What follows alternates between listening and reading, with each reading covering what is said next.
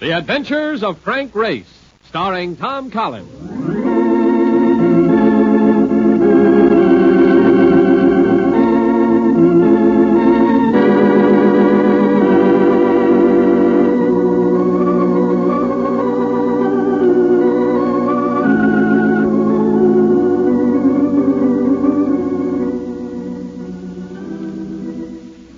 The war changed many things, the face of the earth and the people on it.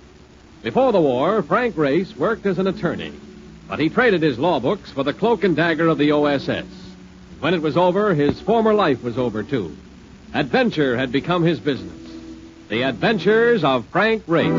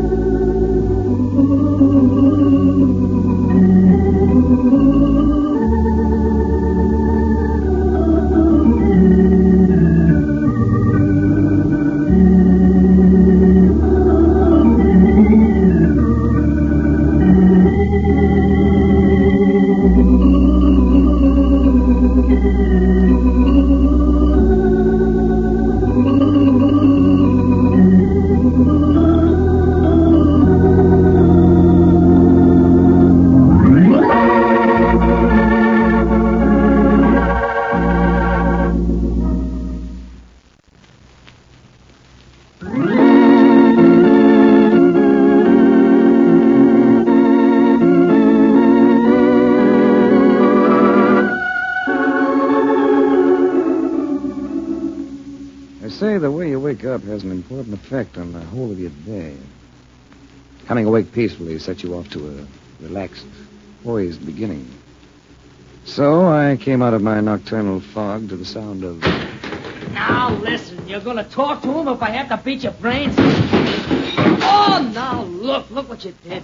Just because you want to be stubborn. Mark, for Pete's sake. Oh, are you awake? Am I awake? What are you trying to do, break my lease? Well, we just want to talk to you. You both wanted to talk to me? And somehow I have the idea that the desire isn't exactly mutual. But this guy's in trouble, Frank, and he's a friend of mine. His name is Bob Kennedy, and he drives a hack, just like me. It was cold outside, and all Kennedy had on for a coat was a worn Army field jacket. He needed a shave. And the way he shaped up, he could have done with some solid meals. His features were distorted with fear. I've been telling him, Frank, if anybody can help him, you can. Go on, Bob, spill a story.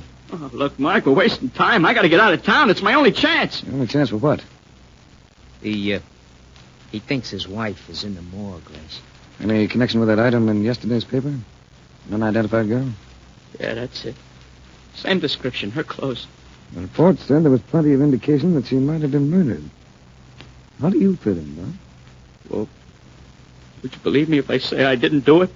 Now, let me get dressed. I think we'd better go to the morgue and have a look at that girl. And on the way, you can break this down for me. He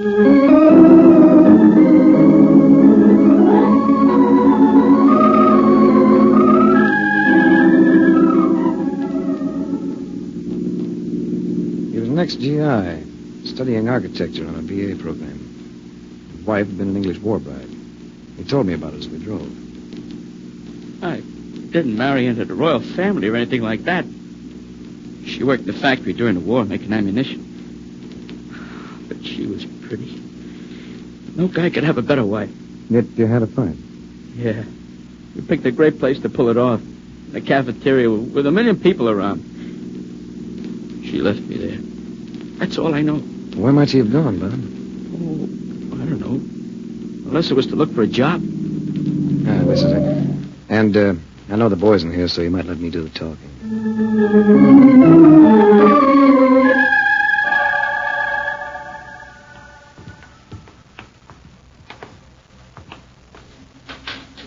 The girl in the morgue was Bob Kennedy's wife, all right.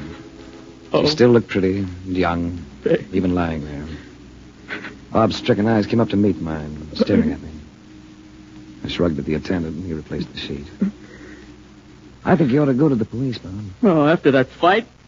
You know what else? We had insurance policies on each other. Double indemnity endowments. Yeah, they were her idea. For our old age and to protect the kid. There's the big fat motive they're going to pin on me. You have a child. 2 years old. Boy. That money could be important to her. Sure. Sure it could. You'll never use a quarter of it if the court declares you guilty of murdering his mother. Hiding out now is going to look bad. You turn yourself in. Not a chance. I haven't got a prayer, and I know it. I'm going to say thanks and get lost.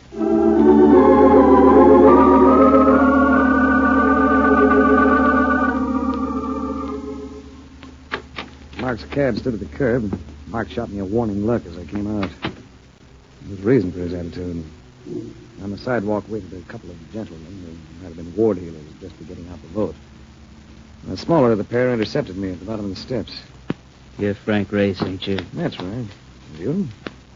What's the idea of casing them more? Maybe I live here. You don't, but you might. What's the story? Sorry. Saving that for my biography. Yeah? Well, we'll see how long you save it. Okay, get in the cab. He had his argument in his hand. A snub-nosed automatic. So I shrugged and moved toward the taxi. At the same time, Mark slid across the seat and stepped out as though to open the door for us. And immediately pinwheeled into action with a 14-inch end wrench. Take the big guy, you. Watch it, Mark. I missed me. Get on this, Eddie. It is washed up. As of now. And you too, Marlo. Oh, brother, that wraps him up. Come on, Frank, let's get out of here before that shot brings the boys in blue. Yeah, as soon as I unload this gun. What's the story on that Milo personality? Seem to know him. Milo Morgan? He belongs to Larry Carmichael, the racket boss. Why? Yeah, Larry Carmichael. Good lad, Marcus. You've steered me into the lead I've been looking for.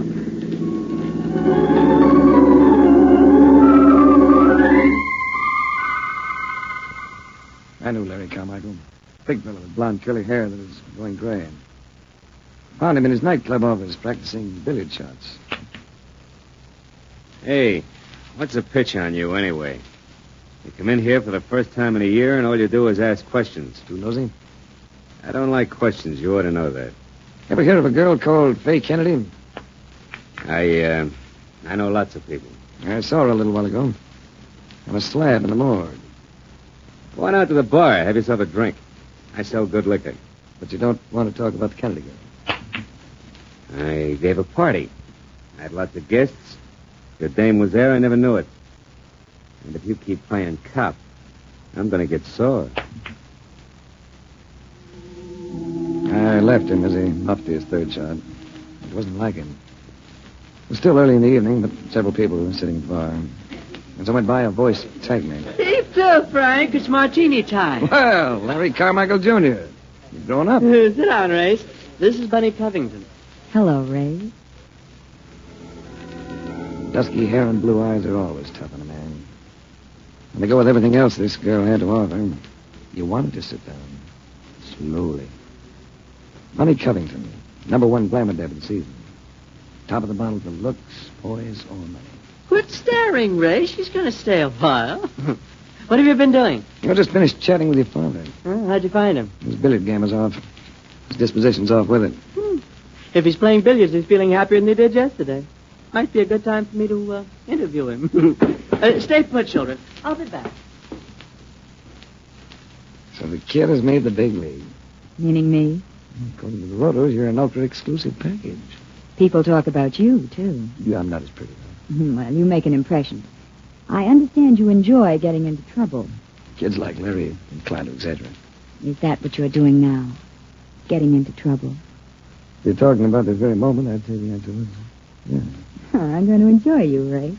How would you like to take me somewhere else? I'm in the mood to patronize several spots tonight. What about young Larry? Oh, he's a charming boy. But I'm not wearing fraternity pins this season. Well, then, I must make a phone call first. Well, go ahead and make it. And to ease your conscience, I'll say goodbye to Larry Jr.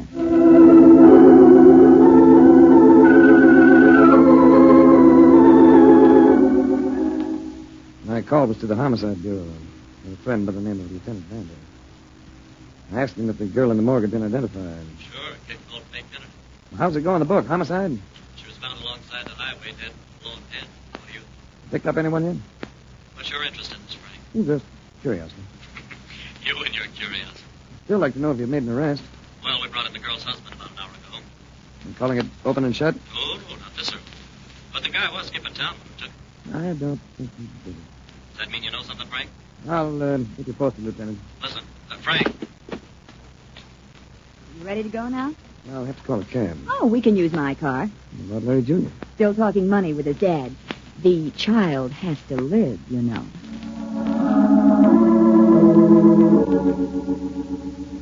We went out to the parking lot and they brought her car around. I had to repress an exclamation when I saw it. One of those export jobs they're sending out of Europe these days. The tune of about $7,000. I'm flattered that you like it, Ray. Jump in and drive. I should think you'd want an exclusive on that. Oh, not I, darling. My whim runs to handsome chauffeurs.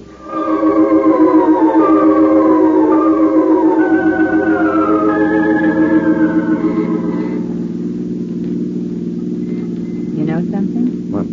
3 nightclubs in a row adds up to a lot of nightclubs, even for me. How about going into that drive-in for hamburgers? We're in. Oh, it's dark. Must be the exercise. Yeah, we won't need many. Let's make it hamburgers, 10,000 coffee. Ah, this is nice. But you're not going to take me right home, Ray. I'm determined to make a night of it. This is the first time in a week that I haven't been bored. Poor little rich girl. Tell me something, Ray. If I can. What do I have to do to get you to take me seriously? You might tell me something about yourself. Ask me anything.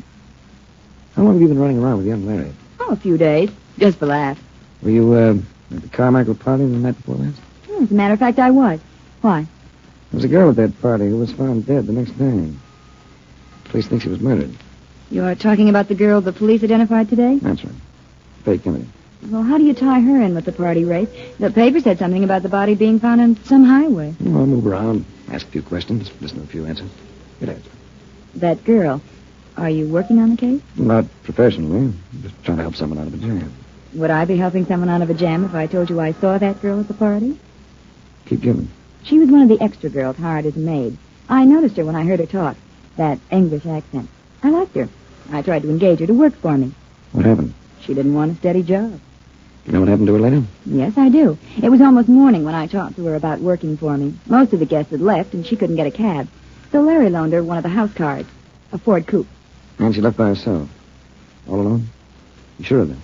Well, yes, I'm positive. I watched her drive away. What's the matter? Don't you like my information? I'm thinking what it probably means for her husband. Trial and conviction for murder.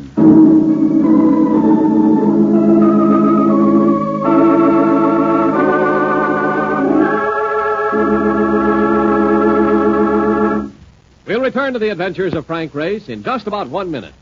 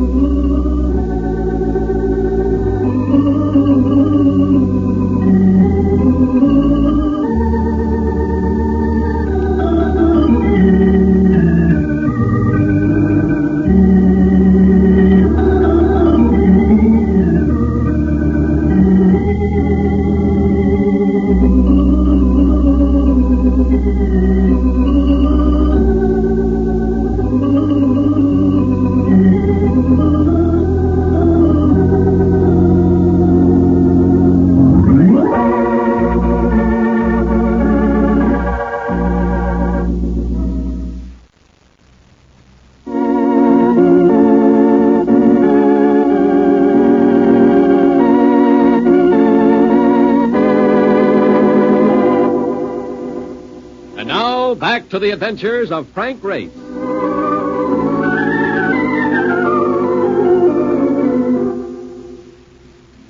I've had cases that have been failures, plenty of them. But when a kid has been accused of murdering his wife, the mother of his son, something tells you he's innocent, you don't like the thought of failure. So I called it homicide, and it was brought to Lieutenant Vander doing some desk work. Sit down, Frank. What can I do for you? Well, I'd just like to get a look at Faith Kennedy's effects. Well, I happen to have them right here. Look all you like. There's compact, lipstick, 4 pennies, and a photograph of a small boy. That all? That's the business. Did you know that she worked as a maid? Yeah, we know. She only worked a few days at a time. But I guess she was looking for a regular job because she just applied for a Social Security card. Now it's your turn, Frank. What do you know about her? Nothing worthwhile yet. When I do, I'll bring it to you. Where are they holding the child? Juvenile hall. Fine. I'd like to see him.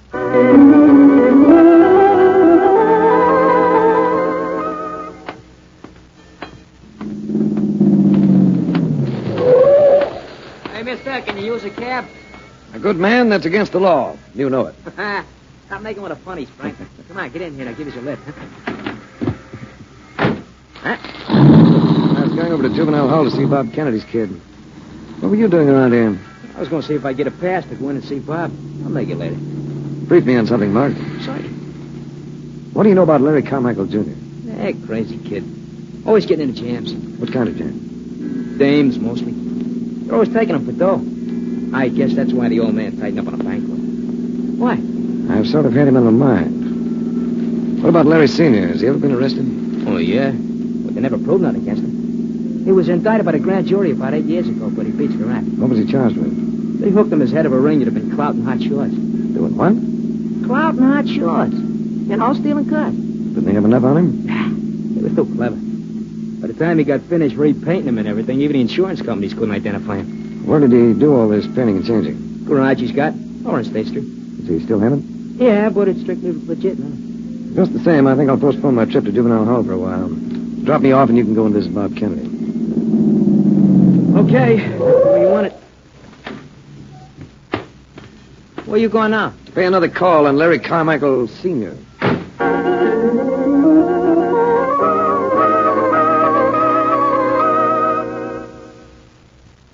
Hello, Race.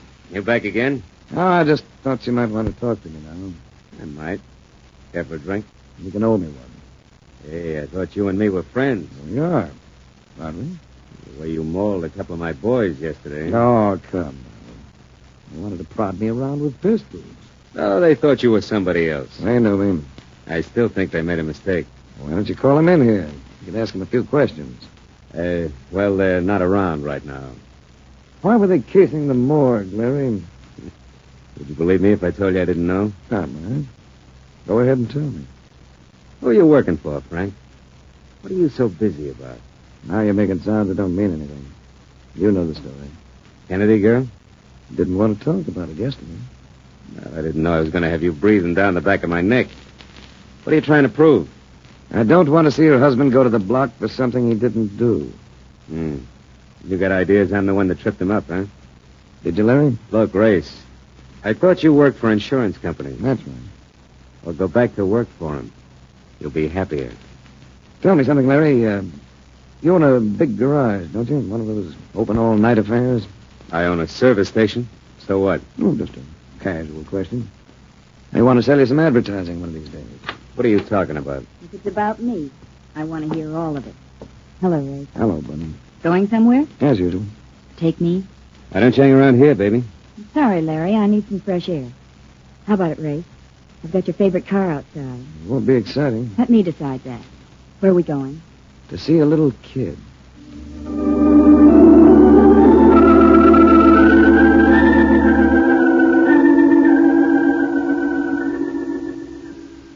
He was tiny and tow-headed. It looked as though he'd usually have a cute, ready grin. But there was evidence that he'd been crying. Crying a lot. And when I lifted him, I caught a soft, tired sound deep in his throat. I was told he'd be kept there until the disposition of his father had been decided, either by the police or by the court. Later, when Bunny Covington and I got outside, there seemed to be more clouds in the sky than when we'd gone in. More bleakness to the day. What did they call him, Race? I didn't get it. Kimmy. His first name's Cameron. Let's go. What'll happen to him if his father's convicted? I'm not sure. Go ahead, you drive. They'll probably put him up for adoption, won't they? No, something like that.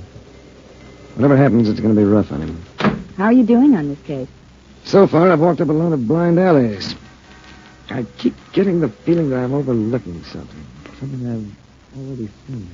Well, what about the police? Can't they help? Well, they've got the husband. No, I don't know. Maybe they're right, but... But you'll keep trying. That's right. Incidentally, this Greyhound of yours is running low on gas. Oh, well, there's a station across the street. I know. Let's go to that garage with Larry Carmichael. Can't help being curious about that Ford coupe unit.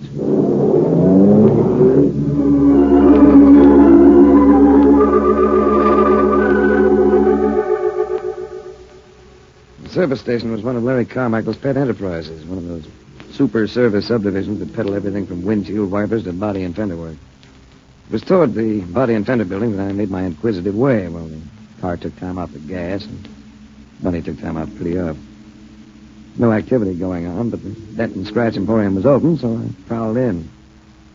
I've been peering around for about 5 minutes, and someone switched on a light. One of those uniformed private police boys. The moment I caught his malevolent grin, I knew something ugly had turned up. While I was thinking this, he leveled a .38 at me. I dove behind a Buick station wagon, crawled as far as the rear wheels of a Dodge truck, where I jumped up and tore for an open door at the far end. What's the matter, Ray? Come on, let's get out of here. Oh, whatever happened? Yeah, some man set me up for a pigeon. You almost won Cupid dog. Oh, it's never a dull moment with you, Ray. Should we drop in somewhere for a drink? Sounds enticing, but on the way I'd like to patronize the first public telephone we see. More cops and robbers? Yeah, getting shot at seemed to have blown the fog from my brain. I just caught the idea that might wrap up this package. Good. Then maybe you'll have a little time for thinking about me.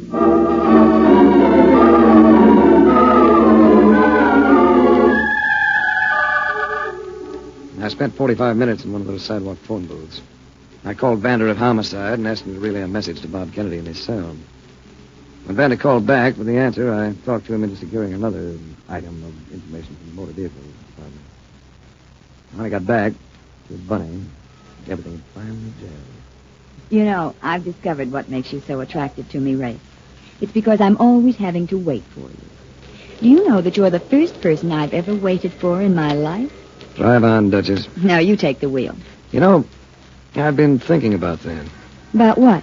The fact that you never want to drive. Well, I told you the reason. I like handsome chauffeurs. Want me to tell you the real reason? Go ahead. Your driver's license has been revoked. Too many convictions for speeding, for reckless driving. All right, so I'm a good little girl. I let others drive for me. You drove the other night, though. You drove and you had an accident with this car. Race, you're upset. You haven't been getting enough sleep. You bought the car new, didn't you, Duchess? How long have you had it? 6 weeks. Both the front fenders have been refinished.